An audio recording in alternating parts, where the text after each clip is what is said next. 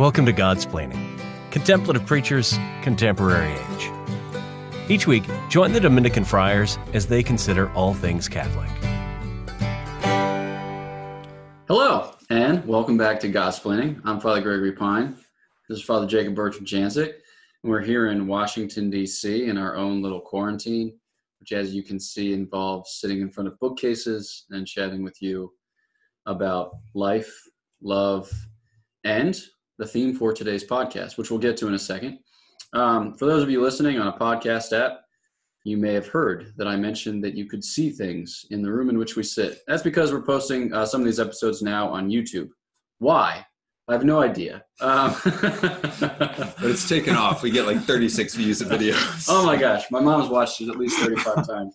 So yeah, it's a thing that people do, and I guess it's to be done.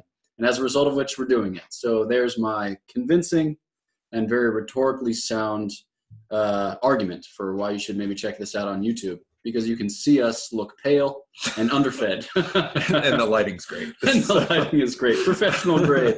Excellent quality. So here we are. This episode is for the Thursday of Easter week. This past week, we had quite a few episodes queued up. Perhaps you were loving it. Perhaps you were feeling overwhelmed at the amount of content unlistened to on your app. We just gave you inordinate amounts of anxiety, for which we apologize. But we had episodes there for Lectio Divina on Palm Sunday and Easter Sunday. And then we had a kind of special Triduum retreat, Holy Thursday, Good Friday, and then for the Vigil, Easter Vigil.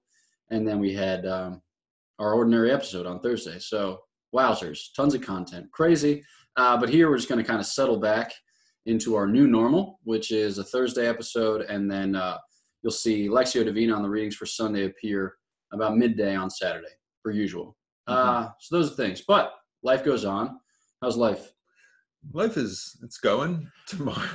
Yeah, Thursday. This Thursday is what, like 5 weeks since we've been in our self-whatever isolation quarantine here at the House of Studies. And we're plugging along. It's going great. No, I mean, we're certainly blessed here to have the community and to pray together and have, live together and that sort of thing. But yeah, I've been in a car like twice in the last 5 weeks. So yeah, that's it. It's my life. Our lives are wildly uninteresting.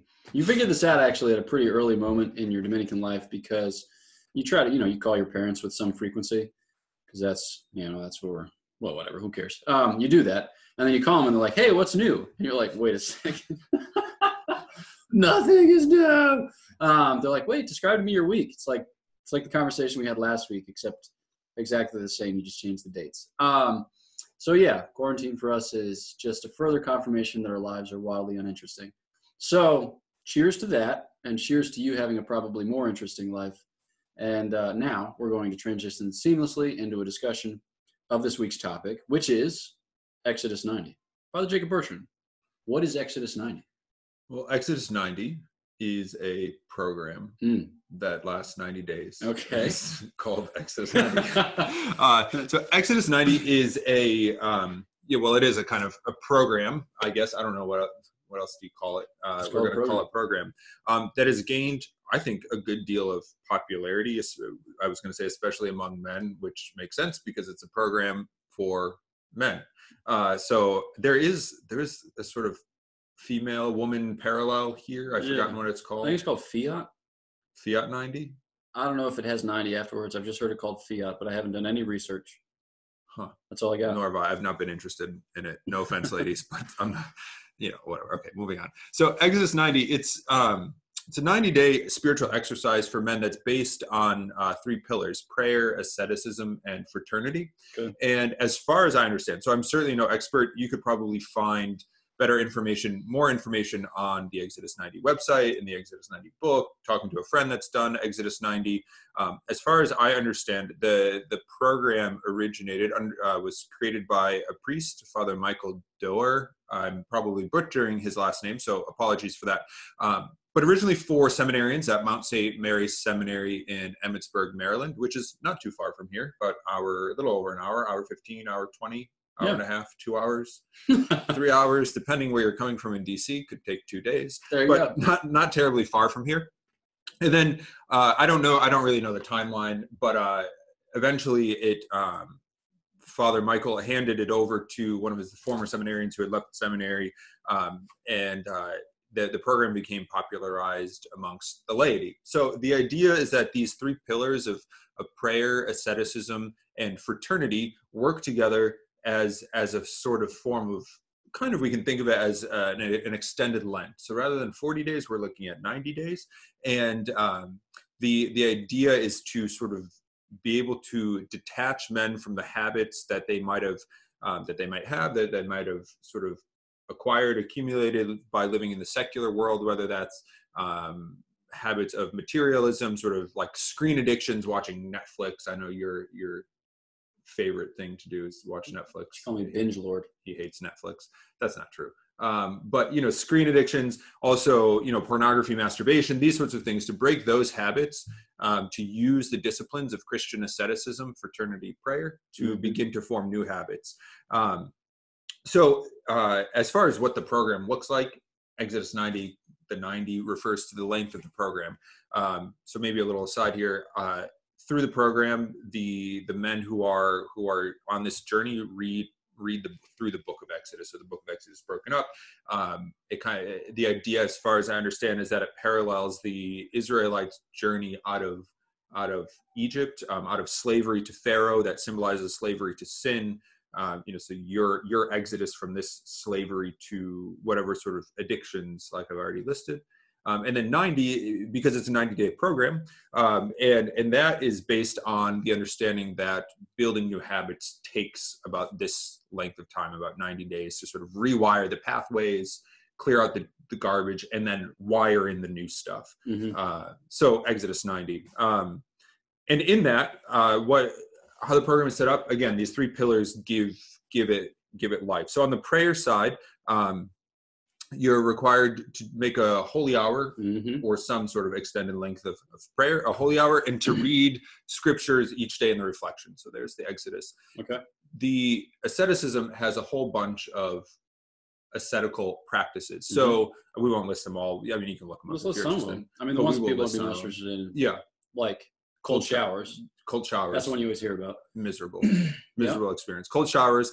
So it's a complete sort of media device fast, but for school and work. So like no internet, no TV, no movies, no sports, but for school and work. So cut out the YouTube, no cat videos. Do people even watch cat videos anymore? I assume so, because they're just like such an important part of human nature. So without cat videos, what would become of the heart of man? That's true. Yeah. We have a friend who watercolors cats. That's true. So we see cats. Shout out to Emily. Oh yeah, there it is. So no screen time, basically. Yeah. There's increased fasting, so no snacking between meals. Fasting on Wednesdays and Fridays, so the traditional Catholic fast, 2 small meals, 1 regular meal. Okay. Those sorts of things. No alcohol, Right. that sort of thing. So there are a few more, but that gives you a pretty solid idea of Can you drink coffee? what it is. You can drink coffee. Okay. So water, coffee, no sugary drinks, no soda, that kind of stuff. So it's pretty rigorous in the ascetical practices. And then the third pillar, fraternity. So you had prayer, asceticism, fraternity. There they have it's set up so that you do this with a group of men, friends, whatever, young adult group, whatever it may be. So there are weekly fraternity meetings where you kind of check in, kind of like accountability partner meetings, but it's as a group. And then you're supposed to have what they call an anchor too, is sort of a one-on-one. So you have the group, but then you also have there's sort of, I guess this is more akin to a kind of accountability partner. So they're check-ins with that. So that runs the, I guess, the spectrum of what it is. Exodus 90, okay, wandering through the desert, leaving the old life of sin and attachment to worldly sort of vices behind. 90 days, because 90 days breaks and rewires, and then you kind of go through these prayer, asceticisms, and fraternal things. Okay.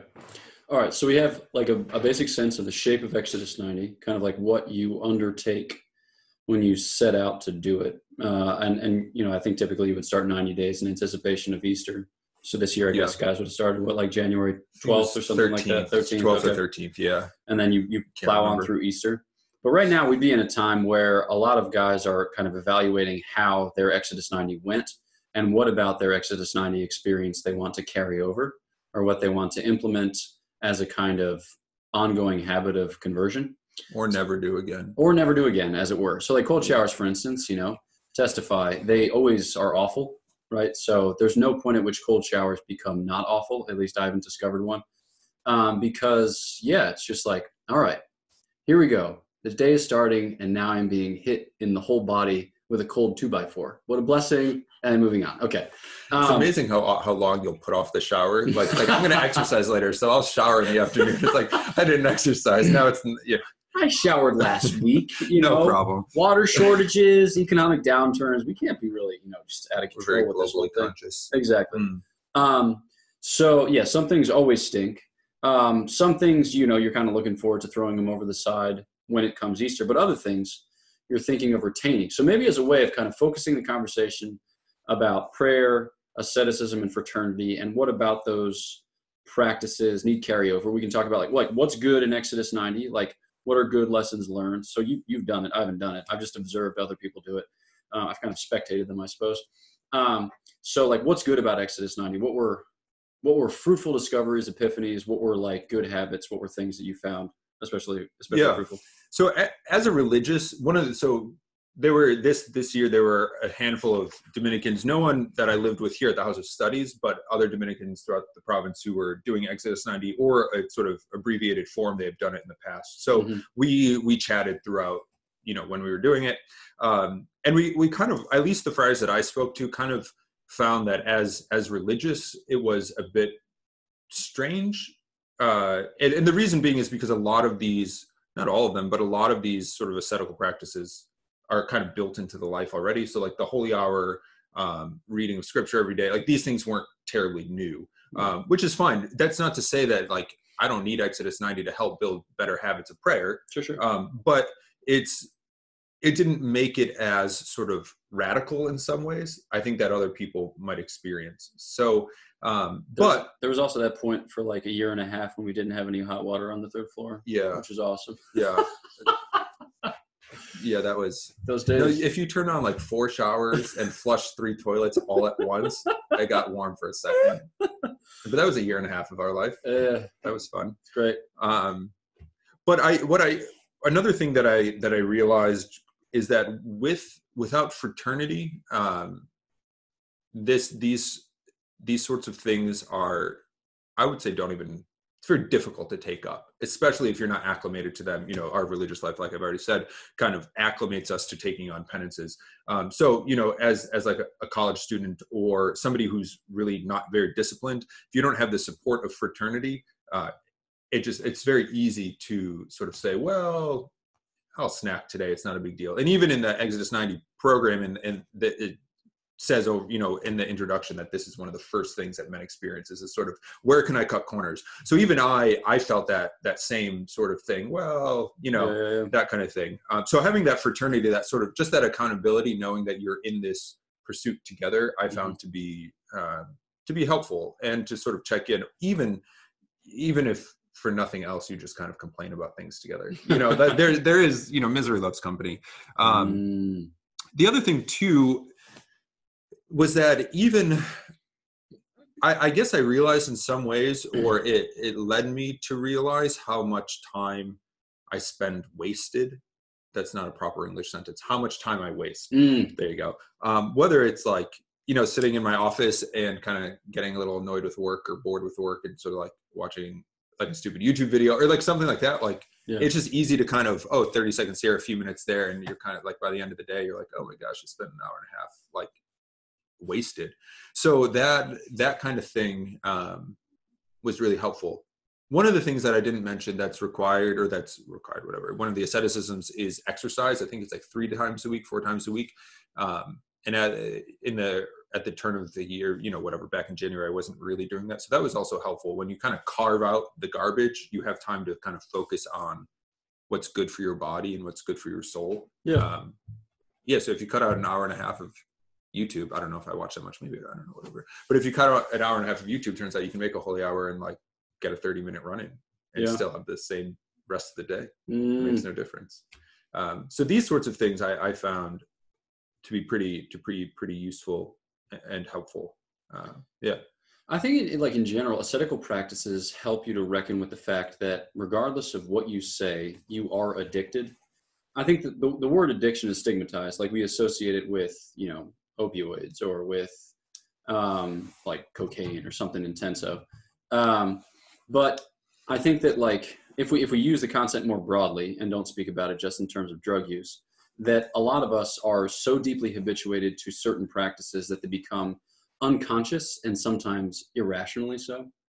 And what do I mean by that? I mean that like when you cease doing a lot of stuff, you realize how dependent you were formerly upon it.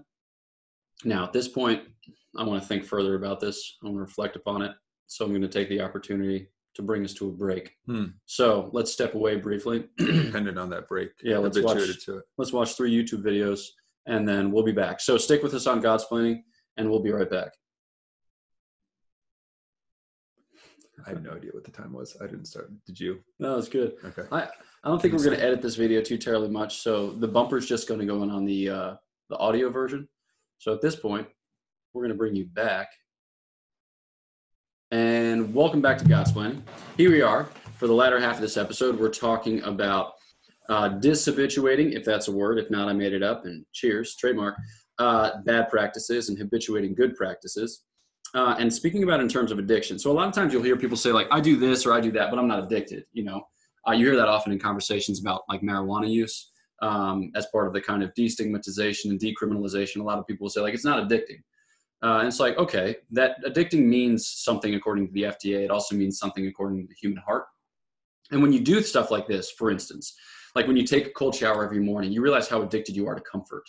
Yeah. You know, it's like, because like when you get out of bed, you want to be warm, you know, you want to like. You want to wear your blanket to the shower. Exactly. You want to wear your blanket to the shower. You know, if like you're feeling like a little bit sick, you know, like you want your sinuses to get all like heated up and, you know, steamed. And if you like feel it in any way, shape or form, less than, you know, top shape, you're going to go into the shower and make an excuse for yourself as to why you need to take a hot shower. Like I've got like a twinge of pain in my back.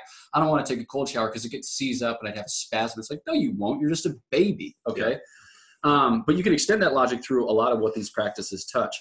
And certainly like, say you made a commitment not to eat between meals. I bet you started drinking an incredible amount of hot beverages immediately thereafter. Why? Because like life is sad, you know, and like getting from breakfast to lunch is like 4.5 hours of difficulty. And you're like, how do I make it? You know, I'll just have a little snack. Just a little something. And then getting from lunch to dinner, also difficult. It's like that moment at 10:45 every morning where we're like, you know, I'm not going to make it. I need lunch right now, okay? Or I'm literally going to die. So it helps us to reckon with the fact that we are creatures of habit, and we become easily addicted to or habituated to practices which might not be for our good. Yeah.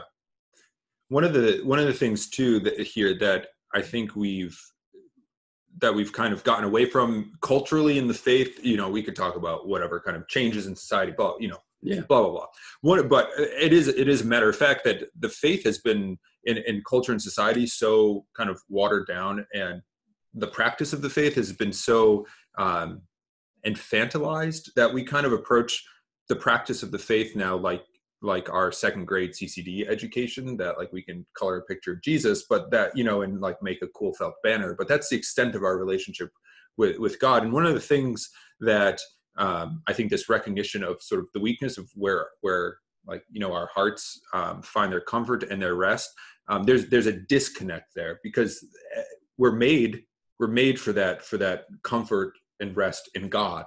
And here that's not fulfilled. Here, I mean, on this side of heaven, it's not fulfilled. And there's a sort of restlessness in that.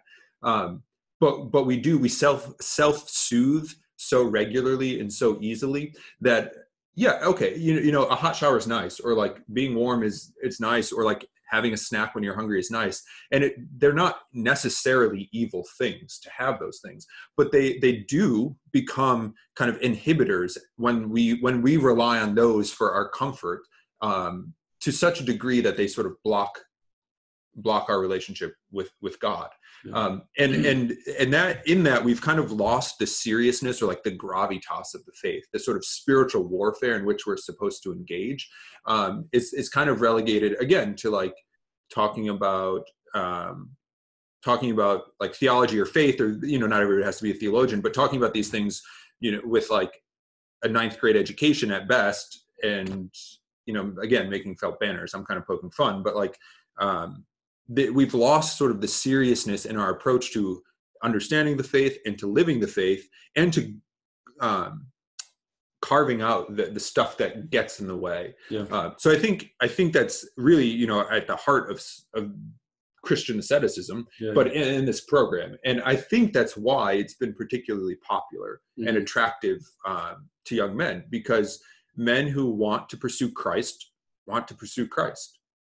And they want to do so seriously, and they know that their souls at times are in jeopardy, because society and culture says to hell with God. Like, you don't need any of this. Take your hot showers and, you know, be soothed and comforted here, and that's it. So when the challenge is put forth, know that this is serious, spiritual warfare is serious, God is serious, and here's a way to sort of carve that path and get rid of some of the, you know, scrape off, descale some of the garbage. That's attractive. Yeah. I think to like a lot of us have, so like you put it in terms of self-soothing, or in terms of like comfort. Life is difficult, and we deploy a lot of means, some of which are healthy means, some of which are less healthy means, for navigating our way through the trials of life. But I think that we have to be able to experience our solitude, and we have to be able to experience that difficulty in an intimate way in order to hand it over to the Lord, in order to, you know, encounter him as not like the solution to or the answer for said problem, but as the friend, the divine friend, who makes it possible to live this life, and who gives a kind of supernatural scope to it. Because apart from that, we are just, the best that we can be is like apathetic and resilient, right? But we want something more than that. We want to be holy, and we want to be able to abandon ourselves to the Lord Jesus, to sacrifice, to do something magnanimous and excellent with our lives. And so mortifications, like penances like this, they like you said, they kind of clear out the space such that we can cling to higher goods. And so an image that I have in my mind is at the end of the Odyssey. So Odysseus has been gone for forever, and his wife Penelope has been waiting on him for forever, but the suitors in his native Ithaca are getting restless. They want her to remarry. And so they're all coming to her house and just lounging around her, you know, her dining room basically, and just trying to get her to commit to marrying one of them. And she says, like, when I finish this tapestry, I'll marry one of you. So she weaves it every day on the loom, and every night she unweaves it. So like, as she waits for Odysseus, she's keeping all of these men at arm's length. And that's kind of how we have to treat secondary goods. You know, you kind of keep them at arm's length, because there are so many suitors, you know, and they want to kind of, they want to ensnare your heart. They want to capture your attention. But when they do so, they're going to make you unfaithful to the bridegroom who cometh at the end of the age. So, yeah. I remember I think it was in the novitiate, our novice master, I don't remember the context, but it was some context about this, about being attached to these things or something. And I remember him using the example of a cloistered nun who has given up everything, contact with the world, like just everything, given up everything to be a bride of Christ. And he said something to the effect that even those nuns, they hang on to their little holy cogs like it's the only thing they have. And he sort of described this sort of what would originally be seen as something good and holy, to have this holy card, this image of Christ or whatever. But even the most simple and basic things can become a distraction, or things that we cling to, or that kind of thing.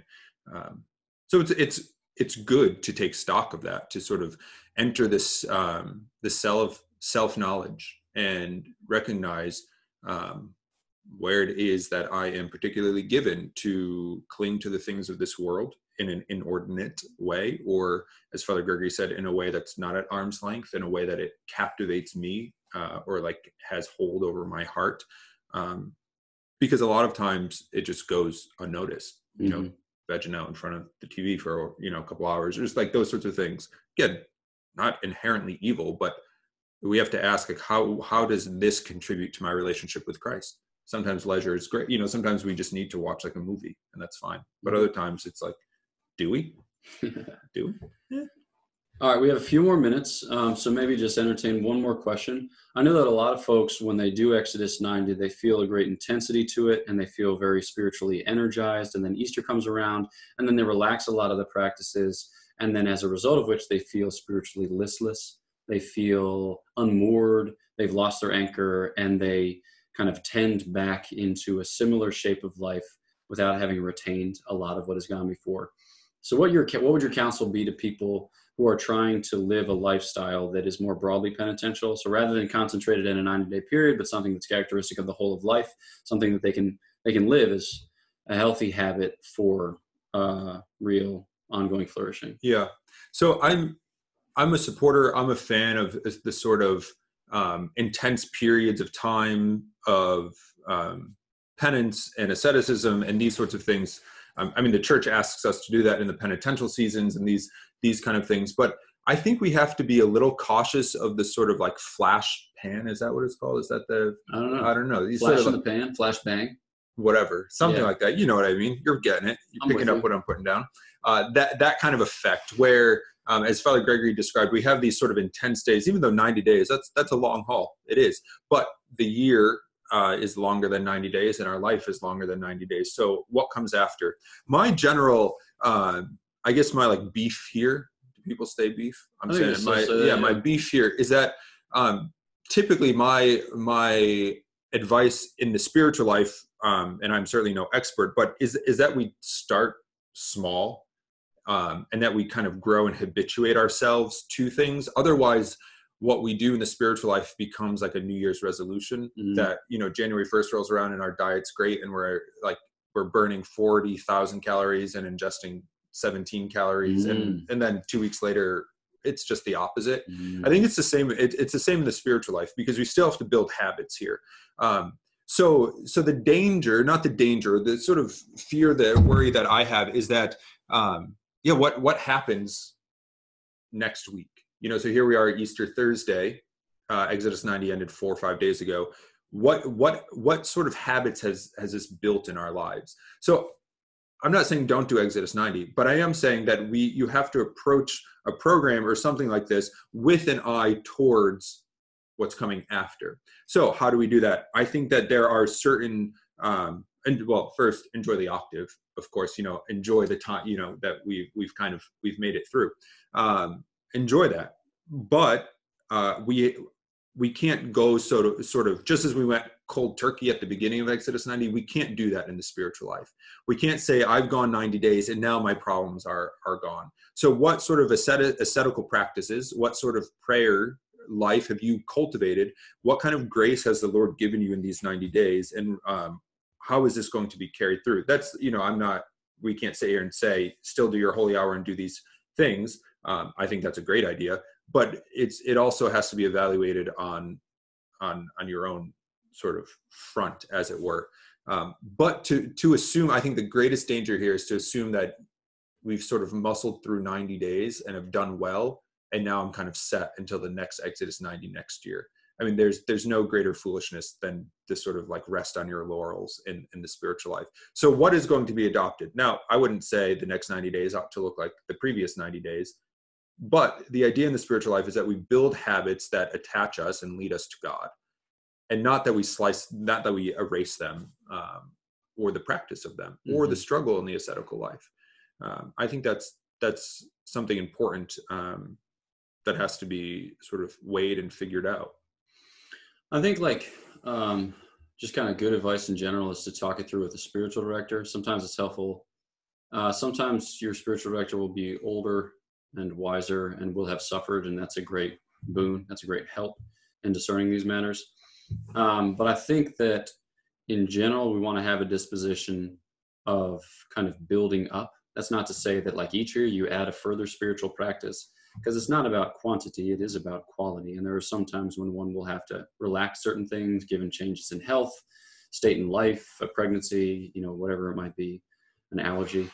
So we need to be responsive to life as it presents different circumstances. but in general, like you want to grow, you want to grow, and you want to have a kind of forward trajectory, a kind of hopeful sense of tending unto heaven.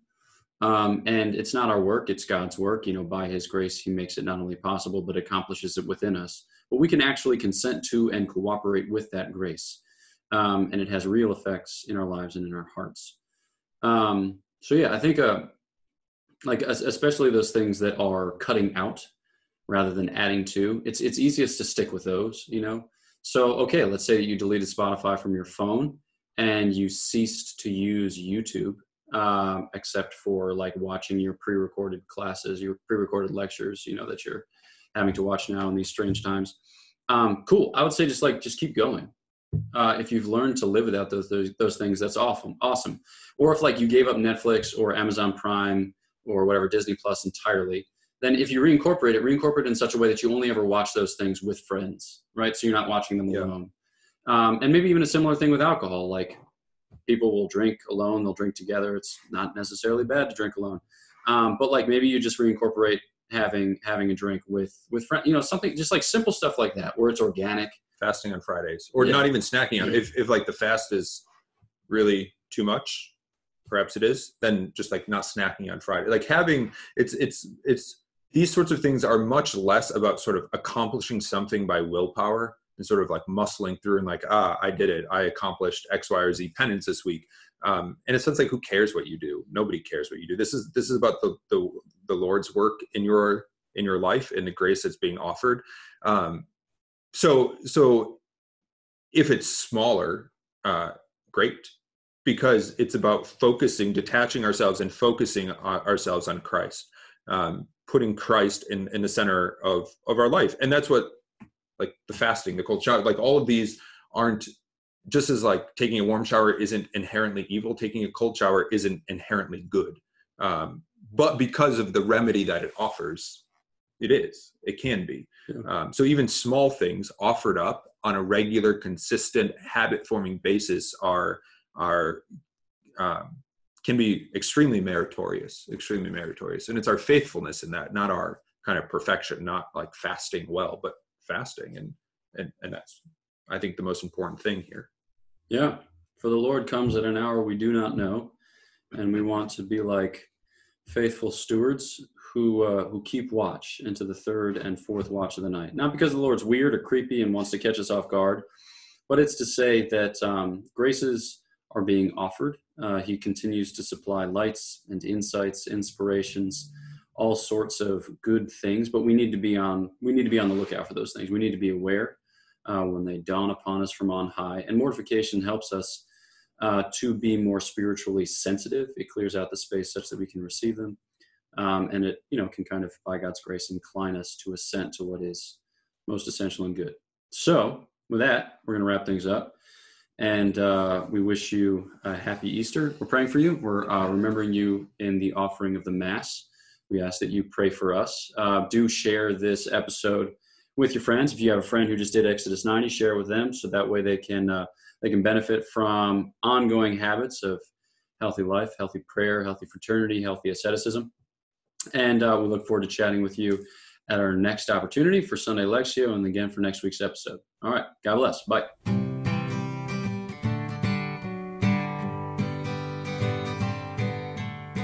Thanks for listening to Godsplaining, a work of the Dominican Friars of the province of St. Joseph. Visit us at opeast.org.